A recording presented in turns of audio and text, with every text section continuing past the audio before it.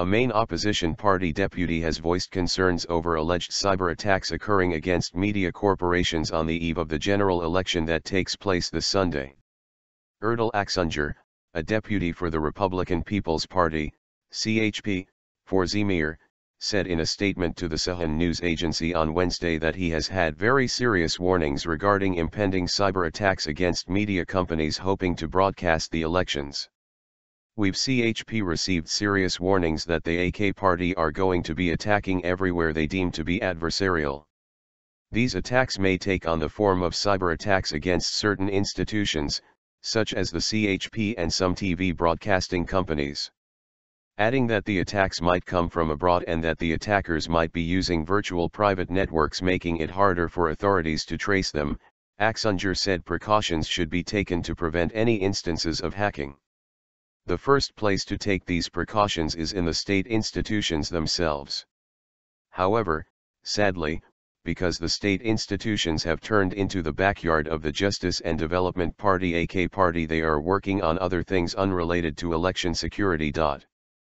Pointing out that he had demanded answers in Parliament for the cyber attack against Cihan during the 2014 municipal elections, Aksünger expressed frustration at not receiving any meaningful reply from the government.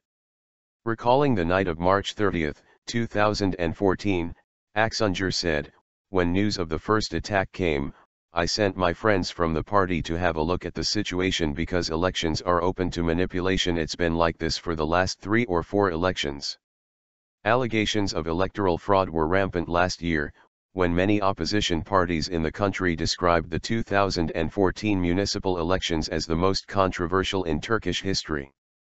For instance, multiple power outages in 22 provinces during the vote count of the local elections held on March 30, 2014, caused widespread condemnation. Energy Minister Taner Yıldız prompted ridicule when he claimed that a cat that went into an electrical transformer was responsible for at least one of the power cuts in the provinces on the night of the vote count. There were 10-15-minute power cuts in some provinces and districts. Let us not hide behind electric lampposts.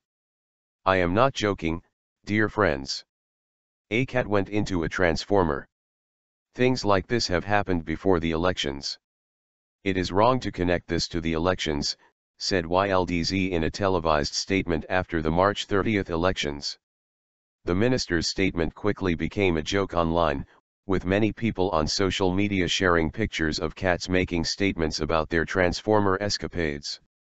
The information we CHP received that day pointed to the attacks originating from the Telecommunications Directorate (TB).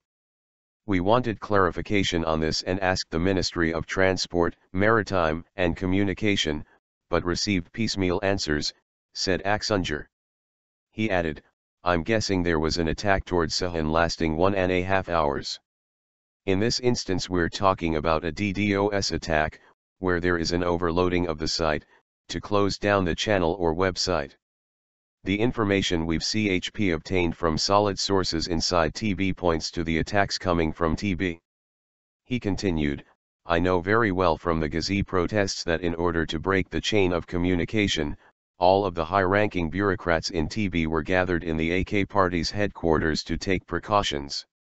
The Gezi Park protests, the largest in the nation's history, erupted in the summer of 2013 over government plans to destroy a park located in the Taksim district of Istanbul and build Ottoman-style military barracks in its place.